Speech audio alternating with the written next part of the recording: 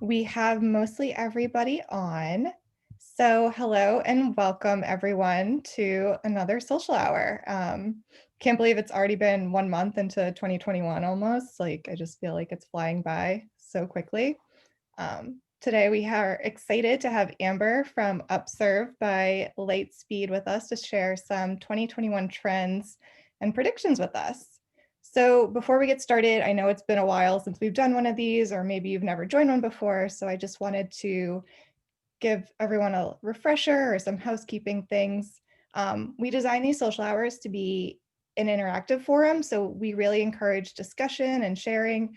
Please feel free to unmute yourself and jump in, or if it's easier, share your thoughts in like the chat. We'll be monitoring and reading any questions or comments that we see come up in there. So I know Amber is going to share a lot of great information, and I encourage everyone to not be shy and ask a lot of questions. Cool. And so we'll just jump right in. As I mentioned, Amber from Upserve by Lightspeed is here. And Amber, do you want to give everyone a little bit about your background and what you do? Yeah. Hi, everyone. Thanks so much for having me.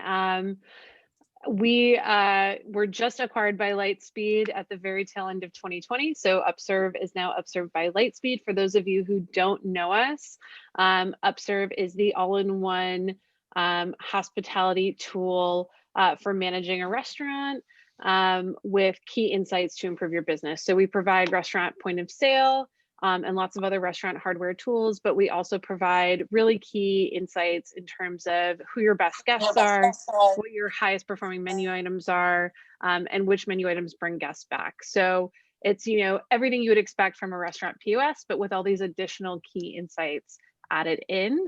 And for those of you who don't know Lightspeed is one of the largest POS providers in North America, and they work across retail and hospitality. So we're really excited to be part of the Lightspeed family and bring the resources we now have as a much larger international company to our customers and to hopefully some new customers in North America. So really excited about that transition. Yeah, that's awesome. Okay, so thank you for sharing that. And do you want to just jump right in with the Yeah. data that you have to share? Absolutely. So I will share my screen. So like I said, we are really a data-driven company. And part of the bonus of that is we have all this great data. So every year we look at sales and menu insights from across our over 8,000 customers. Obviously, this year things are a little bit different, so we wanted to take a slightly different approach. So in addition to looking at menu and sales trends across our US customer base, we also looked at who among our customers was doing really, really well this year. So as many of you know, most restaurants in in this industry saw a 40 to 90% dip in sales from March to December of 2020. So we actually looked at the customers who grew their sales in 2020, which was a real anomaly, and we asked them for their advice. So here we kind of just have a roundup of that menu data and that trend data, but also insights from those customers who are able to grow their sales. So I'll walk you all through that now if we're ready to get started. Yeah. Cool. So the menu trends are up first. So we looked at online ordering trends. And what's really interesting about this data is when we did the same exact study at the end of 2019, all the menu trends were about health food, vegan friendly, ancient grains, fermented foods like kombucha and kimchi and sauerkraut. This year, menu trends did a total 180, which is not surprising. People want comfort food. So we saw big upticks in foods like burgers, pizza, pasta, fried chicken, desserts, really completely different than the trends we saw the previous year, which I appreciated. One of the biggest trends was sandwiches and wraps, which kind of surprised us. But when we talked to customers, we realized, particularly with online ordering and takeaway, a phenomenon is happening where people are ordering multiple meals at once. So instead of just ordering a pizza for dinner, they're all like, well, while I'm making the order, well, if I'm going to pay the tip, if I'm going to pay the ordering fee or whatever, I'm going to order lunch for tomorrow too. So we see that people are ordering multiple meals in kind of one one order. So that's why we're seeing this huge uptick in sandwiches and wraps. It's also a really travel friendly food. It's something you can get pretty reliably. And it's also something that has a relatively low food cost on your menu. So this is something that more restaurants are offering as well. When we looked at dine-in, we looked at kind of our general restaurant audience that was doing dine-in, but we also looked at our James Beard Award winning customers. We always look at those customers separately because we kind of see them as like on the bleeding edge of trends. This year, obviously, things are a little different. The two big trends we saw for dine-in were seafood and steak. And based on our conversations with our customers, what's happening is like when people do go out, they're going out less. So they're like going big when they go out. So you really want to think about your menus, like where can you offer kind of either like a novelty or like a luxury item, because people are really kind of, going all in when they go out to eat. At our James Beard restaurants, we saw a huge uptick in family style meals and tasting menus. So again, from an online ordering perspective or a takeout perspective, we're seeing a lot of success for our customers with family style meals. It makes the ordering process a lot easier if you're ordering for multiple people. Instead of asking everybody what they individually want to order, you can just order a big family style meal. But in terms of tasting menu, again, like trying to create something that will drag people in if you're still doing dine-in and give them a special experience. We also broke these trends down by type of restaurant. And you can see, for fast casual, tacos, coffee, chicken sandwiches. For casual restaurants, sandwiches, burgers, fried chicken. They're pretty similar across the board. But one of the things we found interesting were, one of the top items for fine dining was prefix. So, guests are still being relatively budget conscious, even if they're going out to a fine dining establishment. Another thing I want to call out under fast casual, coffee was a big trend, which seems, kind of mundane, but we saw a lot of customers actually pivot in the past year to serving coffee that didn't previously, and serving to-go coffees. And a lot of that was because the bigger chains, especially earlier in the pandemic, like Starbucks, there were a lot of communities where like smaller restaurants were able to open before bigger chains were. And so they were serving the needs of their community by serving coffee and breakfast type foods. And that's a pivot we've seen in a lot of restaurants. Just looking quickly at national online ordering sales trends by restaurant type. As casual or pubs or upscale casual restaurants pivoted to online ordering, they saw this really massive growth spike. So, we're always reminding folks, even if you don't think online ordering is something you're capable of or something you've never done before, lots of different types of businesses have figured it out. And this is a consumer behavior that will not go away, regardless of, what's going on in the country. We think this is really here to stay. So this was really fascinating to me. We've tracked this now fully almost for a year, and we've seen this consistently across every holiday. So I think it's some really actionable advice for restaurants and hospitality businesses. Our restaurants see on average over 300% sales spike every holiday for both in-house and online orders. But the caveat to that is there's a above average drop in sales the following 48 hours. So what we're essentially seeing is on a holiday, you're getting a massive explosion of sales. You're doing 3x sales, but the 2 following days, even if they're a weekend, people are spending less. So what we're advising folks to do is to really ramp up their marketing efforts for that holiday, whether it's Cinco de Mayo or Mother's Day, Valentine's Day, really making sure that folks in your community know that you're open. Maybe you have a promotion going on, maybe you have a special menu, really making sure you're staffed for that holiday, your inventory is in good shape, all of that stuff, so you're not caught shorthanded or unable to handle the rush, because those following 48 hours, you're going to see a dip in sales. You also want to schedule accordingly. Maybe you have, one less staff member on the following 48 hours because you can anticipate business being slower. So we wanted to share some quick predictions for Valentine's Day, since that's the next big holiday that's coming up in our industry. Obviously, we're not anticipating it being as big of a holiday as it was last year. But what we did was we actually looked at our New Year's Eve data. New Year's Eve and Valentine's Day are pretty similar in terms of hospitality holidays. It's more of like a date holiday in terms of going out. So, we're thinking like romantic two tops. But we wanted to look at what folks ordered on New Year's Eve so you can kind of make some predictions for your menu for Valentine's Day. So we're still seeing pizza, burgers, fried chicken, steak, really high up there. A lot of folks probably ordering in for Valentine's Day and New Year's Eve this year as well. Seafood and dessert, we're still up really high. So make sure you have like a really bomb dessert menu, especially if you're doing takeout, something people will want to order to keep things special.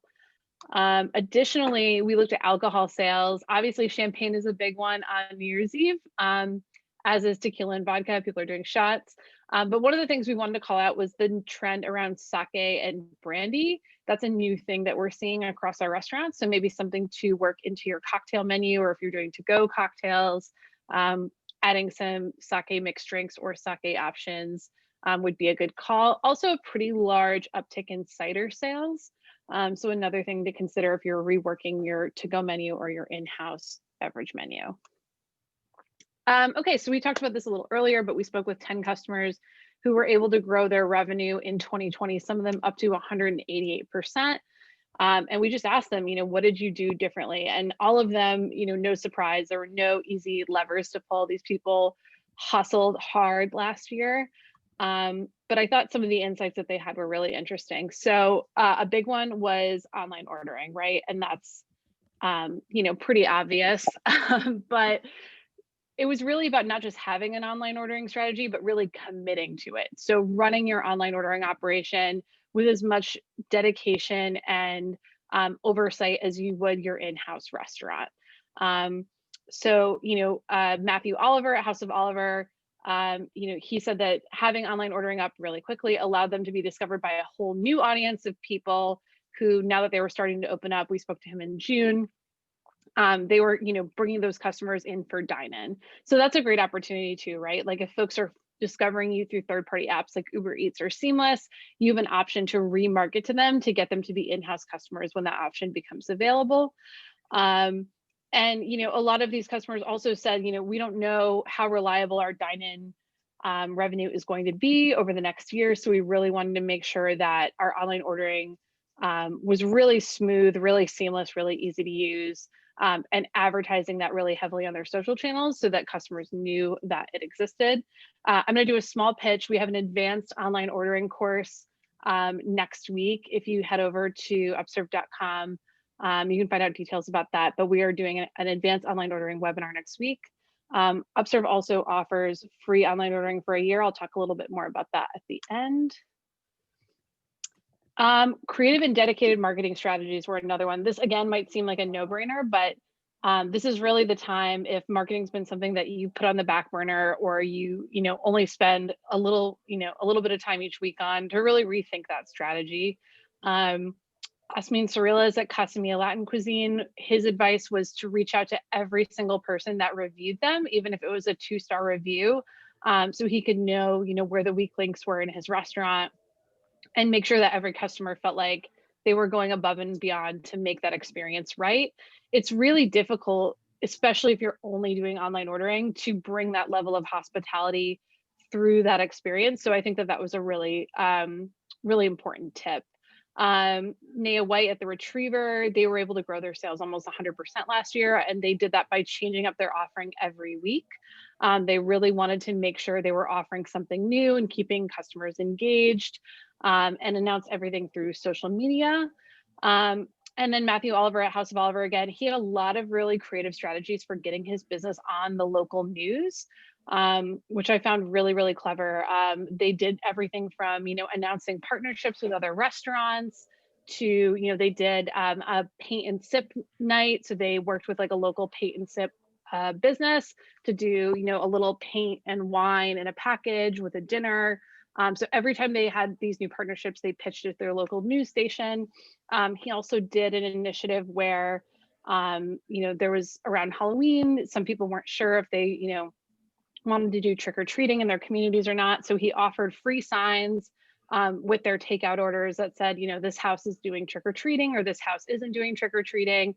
And he was able to get his business on the news again for that. So just small things like that keeps your business top of mind. It's technically free advertising, And maybe when people are thinking about ordering or thinking about where to go out to eat, your business is top of mind. Simplified menus. This is a really important one that a lot of people overlook. A lot of folks, when they're doing online ordering in particular, they just take their in-house menu and put it online. And that's not always the best option because, online ordering is very binary, right? When you're going out to eat, you're sitting down at a table. If you look at the menu and you don't see anything you like, you're still going to order something. So you're already sitting at the table, you're there with your friends or your family. With online ordering, if you don't see something you like or the menu is too long and overwhelming, you can just click to the next thing. So it's really important to make sure that you're constantly testing and looking at the data around which of your menu items are performing. So which menu items are your all-stars, which menu items bring people back, or which ones are kind of dead in the water. Also, for food cost purposes, it's better to have a tighter, shorter menu, and this can really bring you a lot of cost savings. And finally, think about diversifying your revenue streams. We don't know how things are going to go in the coming year. Hopefully things are going to be trending upward for the hospitality industry, but it's always good to have multiple revenue streams. And we talked to a lot of customers who are doing creative things from, raffling off gift cards through nonprofit organizations, doing outdoor trivia or outdoor bingo, or doing CSA boxes, which is, doing kind of working with different suppliers. You may have different vendors, other businesses in your community to create like a box that people can buy or subscribe to, pick up with their takeout of groceries or other items. There's just a lot of options to bring in additional revenue, and all of those should be explored and considered during this time. So going into 2021, couple things that we are relaying to our customers. One is hospitality is still king. Folks are still looking for hospitality in every dining experience. So whether that's, a handwritten quick note in a takeout bag, or, a message, a thank you message in an email for a takeout order, try to think about how you can take your brand and the ambiance that you have in your dine-in experience and bring that to the takeout experience, bring that to your social media channel, finding new ways to connect with your customers, even if they can't come dine in with you. Always keep adapting is key, whether it's through online ordering, through new social media marketing strategies, through doing, different live experiences on Instagram, whether it's a wine tasting or a cooking class, really thinking about how you can kind of just keep pivoting your restaurant to keep up with these changing demands and, changing situations. As I mentioned before, online ordering is here to stay. Everyone is predicting that even when things do go quote unquote back to normal, online ordering is still going to be a built-in consumer behavior because it's something that everyone was forced to do for a little while. So make sure your online ordering operation is up to snuff and can compete. Simplify and adapt your menus to seasonal produce, shorter menus, menus that are tested for how popular the items are and how much revenue they're creating for your business. And then always be looking outside the box for new opportunities, whether it's partnerships with other restaurants or other businesses, or new ways to serve your customers. Everyone has to kind of keep pivoting to make it through this year. As I mentioned before, if you go to onlineordering.upserve.com, we have free online ordering and restaurant management tools for 12 months. So if you're looking to get started with online ordering, or maybe you're just using a third-party provider that's charging really high commissions, definitely talk to our team about how you can get started. It's absolutely free, so there's no risk to you. And it's a great way to really own your online ordering audience without paying high commission fees. All right, that is all I have. And if anyone has questions, I'd love to take them. Yeah, we had one from Azure in our chat. Have you seen any trends for catering? We haven't seen any trends for catering because such a small subset of our customers are caterers. But we have seen that a lot of our catering customers are pivoting to like to-go meals. So like, essentially creating a delivery meal service for their customers. We've seen a lot of that because obviously their big events, weddings, etc., have been postponed. So to stay in business, they're doing, whether it's catering for essential workers or catering for, family meal style stuff. That's something we've seen. We had a couple customers who were doing a really cool thing where um, they were asking folks in their community to add on, like every time you ordered a lunch from them, you could add on for $5 a community meal. And then they would do like a weekly donation to a local homeless shelter. Oh, cool. So I thought that was a cool option for a catering business as well. Yeah, I always think that the things I've seen a lot of like restaurants like giving back to the community and stuff. So even like the restaurants are struggling, still trying to give back to the community where they can, and that stuff always goes a long way. And then we have another question. So John, I've seen a free gift item added to the order to say thank you. Have you seen this? So do you see a lot of people like adding gifts? Yeah, we've seen that. We've seen we had a bunch of customers early on in the pandemic adding like a free roll of toilet paper with every order, or a free thing of hand sanitizer, especially a lot of our customers who run distilleries, and they were sometimes making hand sanitizer. So we've seen a lot of that. Or even just adding for like really loyal customers a free appetizer, a free dessert, something just to kind of show you appreciate their business, or even a free, a small, like a $5 gift card. That's a guaranteed way to get some repeat business. Yeah. I guess like a question I have is like for you, what was like the most surprising thing to come out of 2020 for you, like when you were doing your research in this report? I think two things. One, the fact that people are still like diligently ordering takeout on holidays. And I can really relate to this because I feel like, you know, my husband and I pretty consistently for the entire pandemic, we've been ordering out on Fridays. And it's like, well, we can't go out to eat, or we like can't really go to our favorite bars. So like we're gonna order in.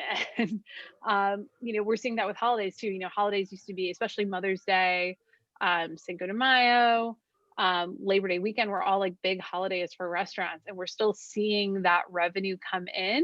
It's really about which restaurants are capitalizing on it. So that to me was really interesting that, people are still like, they're like, well, it's a holiday. I don't care if I'm stuck at home. I still want to eat tacos or whatever. Amber, what's interesting is Azure and I were pulling some data this morning, and we saw that events, so our data was showing that the day after Christmas, right, was like a spike. There was actually events being booked. So while you're ordering out and you saw revenue dip on the weekend, the 2 days following the holiday, events are up, which is just interesting, I think. Like people were booking events on that date. Events were booked and events were hosted on that day. Interesting. Yeah. I wonder if that's like, for Christmas, I wonder if that's because people have had to kind of like space out for so long Yeah. or whatever. And but yeah, we definitely saw like a jump, but I thought that's interesting comparatively. Christmas would definitely be an outlier to our holiday trend because Christmas isn't a big like restaurant holiday. Like people aren't normally going out to eat on Christmas. So I'm curious if what our data was for that specific holiday. We were kind of primarily looking at like restaurant holidays, right? So like New Year's Eve, Valentine's Day, yeah, Valentine's Day, Cinco de Mayo, Mother's Day, stuff like that, right? But yeah, I'm curious what our specific data was for Christmas. I can't remember off the top of my head. Yeah. But yeah, it's great that you guys are seeing an uptick in events. Relative. We have another. Oops, sorry.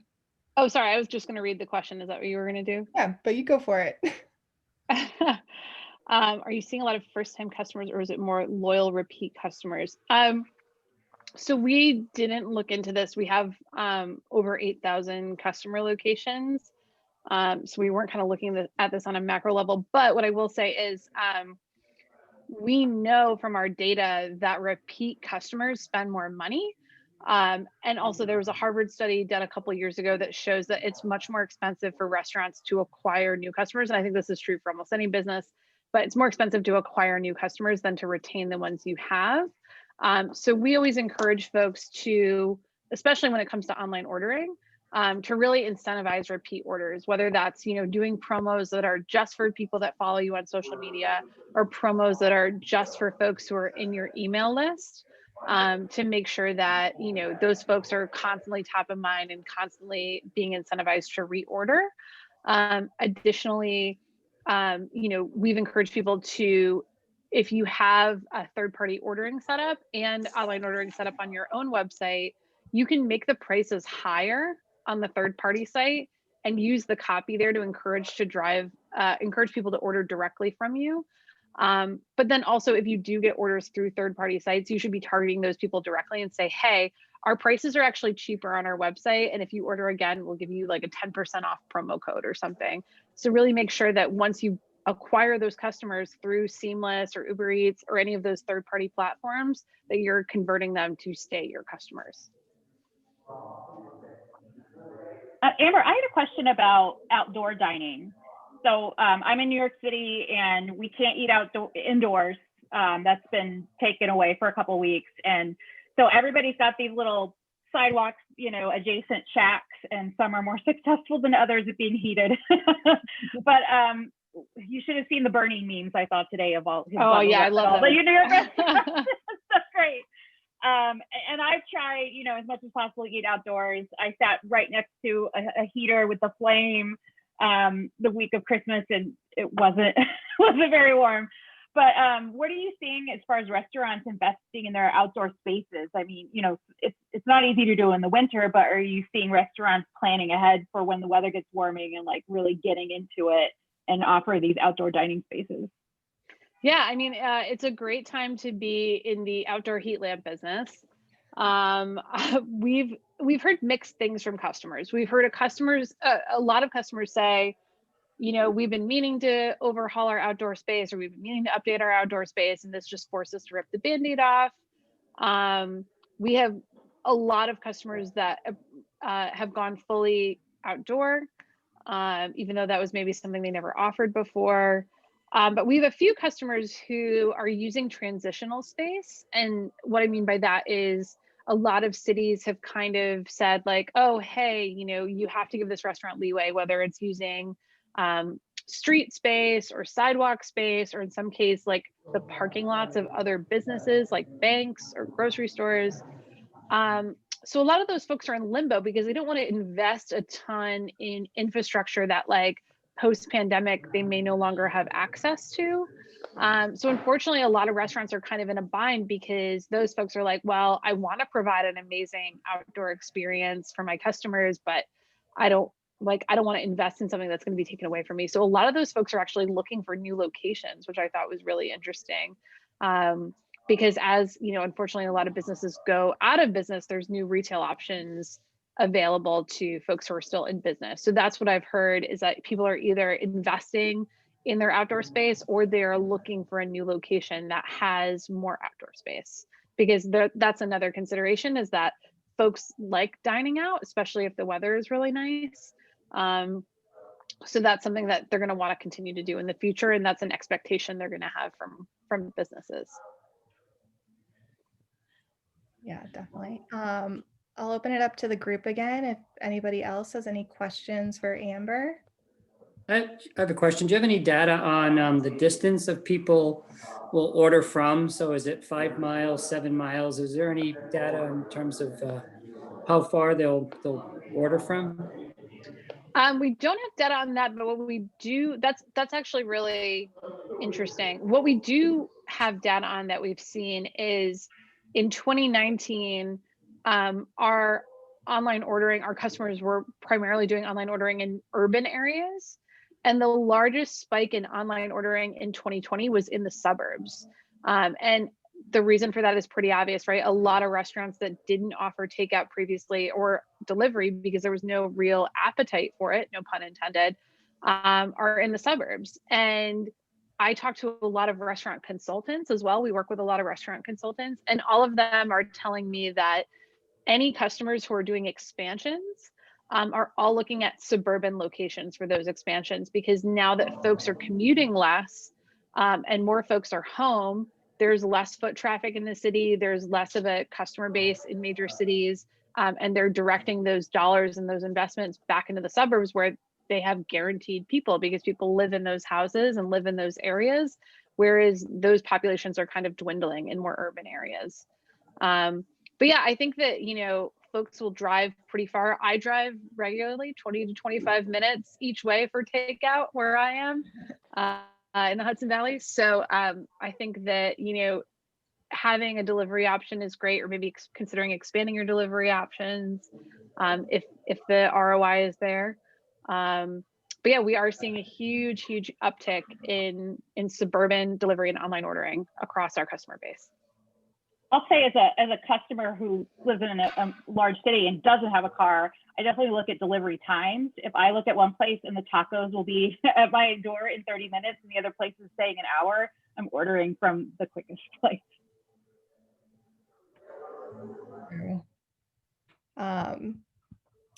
Does anybody else have any questions? Are you seeing any trends? We did a game night one night with this app called Psych. Are you seeing anything where there are any partners or any restaurants partnering with any apps outside of delivery services of any other types of platforms? I haven't heard about that, but I have heard about a lot of customers who, when it was a little warmer, I mean, in the southern and western parts of the country, they can still do this, but doing more like trivia nights and game nights in their outdoor spaces, and getting like projectors and screens to be able to bring that experience to an outdoor space, because people are just so bored. And really to have something, again, to come at it from a marketing angle, to have something that stands out. You know, if people are trying to decide what to do with, you know, the one time they're going to go out this week, you're like, hey, we're going to do bingo and we're going to raffle off, you know, these prizes, or we're going to do trivia. It's something that's just a little bit different. So if people are already going out less, that could kind of incentivize them to choose your establishment versus somewhere that's just going to be, you know, another place to drink outside. Another thing I heard a lot of people doing is live music outdoors as well, including in parking lots. So I was pretty surprised by that. But a lot of these folks are just doing anything they can to get attention, stand out, bring in additional foot traffic, and bring in additional dollars to their business right now. Definitely. I had a question about winter trends, just if you're seeing anything, because winter is usually kind of a sleepy month anyway. It's right after the holidays, we're all broke, and you know, the restaurants are kind of quiet. But are you seeing things that people are offering that are kind of winter specific, or just something unusual to get people in the door or ordering online? We haven't. So we pulled all of this data in November. And then we went right into our acquisition and transition. So the most recent trends are from New Year's Eve, and those are pretty similar, right? They're, you know, all that comfort food. The only thing that was surprising, I guess, were the trends around sake, brandy, and cider on the drink menus, and then the dessert orders were much higher. But yeah, New Year's Eve is the only winter data we pulled from, and we didn't see anything that was like niche in terms of the food being really different. It's still like a lot of standards, like pizza, burgers, wraps. And I think, again, that's just like folks are simplifying their menus for takeout and delivery. So yeah, fried chicken, and then steak and seafood for dine-in. I was surprised to see wine at the bottom of that drink list, because I don't, like, a lot of, you know, myself and a lot of people I know are just really indulging in the wine right now. I didn't know sake had such a huge following. Well, I'm wondering if it's because with takeout being like a huge chunk of the business, like folks can just go to the liquor store and buy wine. It's not really something you're going to buy from a restaurant necessarily. Whereas I know a lot of restaurants are doing to-go cocktails, to-go beers. So I'm guessing that's kind of skewing the numbers for wine, unfortunately. I don't think I've ever had sake in my entire life. I think that's so funny that it made the list. Are there any other like food and beverage trends that you guys are seeing, or that seem like a little different outside of like what you talked about, like I've been reading for events. I think a lot of people moving forward will just kind of focus on like sustainability and like immunity boosting foods, like foods that are like good for you and plant-based, because I think right now like health's at the top of everyone's minds. Yeah, I mean, I think that we could definitely see a pivot like that. Like I said, last year, everything was about, ancient grains, vegan substitutions, roasted vegetables, healthy, like sustainable fish, um, low alcohol drinks.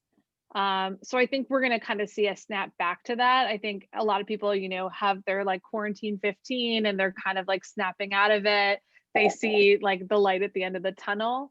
So I do think we'll start to see trends heading back into the direction they were heading in like the end of 2019, early 2020. But again, these trends were kind of we looked at all of our restaurants nationwide from March to November. So that was kind of when everyone was really in the teeth of staying home and being miserable and eating their fried chicken. So I think we will see a pivot quickly because everyone's going to want to get fit for when quarantine is over, Right. and stay healthy. So I'm hoping we see a trend back in that direction. I'm sure we will. For sure. And So then that's a good question, Rachel, because I finally hit the wall. Like I can't eat like this anymore. I know. I'm done. Yeah. Just like you think about how often it's been like since the last time you ate a vegetable, and then you're like, I should probably have a salad. How often do you put out kind of like information like this? Are you guys trying to do it like once a quarter, or was it just for like 2020 you were putting it together?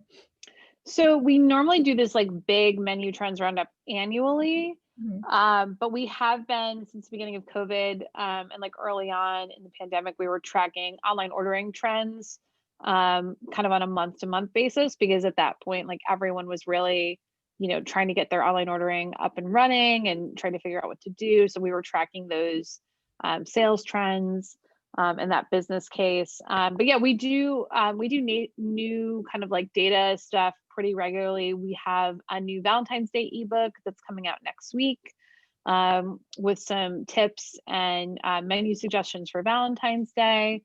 And then we're also going to we do a big Super Bowl trends piece every year. Obviously, this year will be a little bit different in terms of the Super Bowl. We're not going to see a ton of folks going out to bars for that, but we are going to be tracking those online ordering trends. So if you go to upserve.com/blog, you can see all of our data science research there. Sorry, my cat is joining the webinar. But yeah, we update those pretty regularly around different tentpole events and holidays. So there's lots of stuff to explore there. Amber, what's the next big holiday people should be watching out for? Is it Valentine's Day, or is Yeah, I know so Mother's Day is pretty big. Yeah, so we're looking ahead to Valentine's Day and Super Bowl, because Super Bowl is traditionally a big online ordering. It's not really a holiday, but in America it kind of is. So we'll be looking at trends around online ordering for the Super Bowl. Valentine's Day is obviously a big one. So we have lots of tips that we're posting on our blog about, what you can do.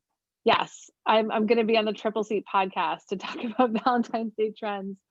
Thank you for the shout out.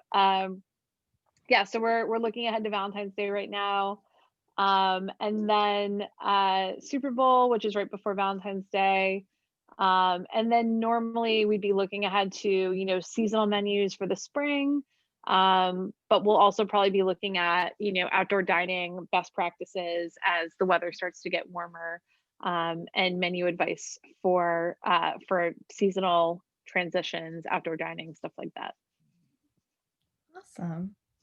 Cool. And if nobody else has any more questions, or if you do, feel free to type them in or shout them out. But I'll give everyone maybe just like a quick second in case they want to ask something real quick. Well, everyone's thinking, I want to remind everyone again, if you go to onlineordering.upserve.com, you can get 12 months of free online ordering tools. So if you are not doing online ordering, or if you have a catering business that's thought about pivoting to family style meals for delivery or takeout, I would definitely check that out. All right. Oh, we got one. So Bailey would like to ask about bingo nights and such. Are we not worried about looking like we are encouraging gathering? That is our biggest worry, hosting. So I guess like in person hosting events. Are you seeing a lot of restaurants start to do that? Do you even have information on that kind of stuff?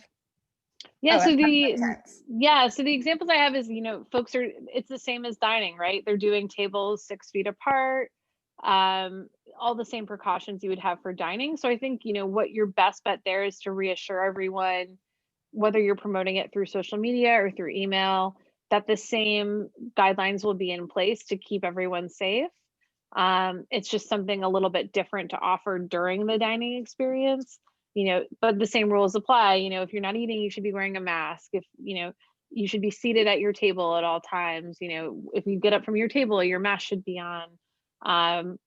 Reassuring your customers that this is, the same safe experience if they were coming for dine-in outdoors at your establishment. Normally, you're just adding, another layer of entertainment there. But I think that's a great precaution. And, we've struggled with this as well. Like, we want to put all this data out there, but we don't also want anyone to feel like we're encouraging, wall-to-wall occupancy in your restaurants. I know that's what we all wish we could have right now in terms of revenue, but until, we have a solution for everyone to stay safe, we're just kind of offering this data that we're seeing on dine-in and online ordering. But, ultimately that's why we're really pushing online ordering and, online marketing, is because we really think that's kind of the best bet to get everyone through this. For sure. And I think the fact that it's in outside tents too helps. Like, Absolutely. a lot more people are comfortable outside than they are inside. Okay. Well, thank you, Amber, so much for sharing all of that info. And I guess with that, we can start to wrap it up. So thank you everybody else for joining. And I hope you guys found this information interesting and helpful and informative. And we have a couple more resources we'd like to share with you guys. So first, we do have a survey. If you could just let me know what you guys think about Social Hour. If you have any ideas for topics or things you want to see in an upcoming Social Hour, we always kind of create these for you guys. So it helps us to know what people want to hear about or what they want to talk about. Another thing, I know it's already been mentioned, but we have a podcast. And if you really like what Amber said today, you'll love what she'll say next week for the holidays. So I think that link's already in there. And lastly, we have a Facebook event managers community that I want to share with everybody. It's just another great resource and a great place to connect and network with people in the industry who, since we can't get together in person, it's always good to, talk to people who get what you're going through or get ideas and feedback from everyone. So feel free to join that as well. And I guess that's it. So we do these about once a month. So hopefully we'll see you all next month. Thank you, Amber. Thanks, everyone. Thanks so much. Yeah. Thank you.